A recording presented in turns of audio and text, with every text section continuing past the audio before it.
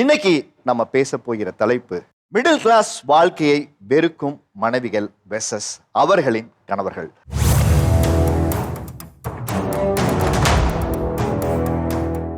எல்லாரும் middle class life வேணான்னு இந்த பக்கம் வந்து உட்கார்ந்துருக்கீங்கன்னா உங்களுடைய எந்த மாதிரியான வாழ்க்கை எதிர்பார்ப்பு இருக்கு? எப்படிப்பட்ட ஒரு வாழ்க்கை வாழணும்னு ஆசைப்படுறீங்க? சார் ஏசி வாங்கணும்னு கேட்டேன் சார். அதுக்கு அவர் என்ன தெரியுவாங்க சார் பதில் சொன்னாரு? ஏசி வாங்குறது யானையை கட்டி தீனி போடுறதுன்னாரு. ஏன் அப்படின்னா யானை காசு கொடுத்து வாங்கிடலாமா, அதுக்கு பில்லு கட்டுறது ரொம்ப கஷ்டம். இப்போ அவரோட ஃப்ரெண்ட்ஸ் எல்லாருமே கார் வச்சுருக்காங்க சார்.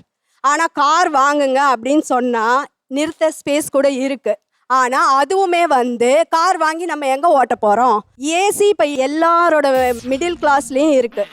அதுக்கு கூட அவர் வந்து கணக்கு பார்த்து தான் செய்வார் சார். வருஷத்துல 2 டைம் எங்கேயாவது தங்கி ஒரு டூரை சுத்தி பார்க்குற மாதிரி ஹோட்டல்ல 2 நாள் தங்கி அப்படியே ரிலாக்ஸ் அந்த பால்கனியில உட்காந்து 2 பேரும் டீ குடிச்சிட்டு பேசிட்டு அந்த மாதிரி வருஷத்துக்கு 2 டைம் மட்டும் போதும். அது உங்களுக்காக தான், அவருக்காக. ஆமா ஆமா.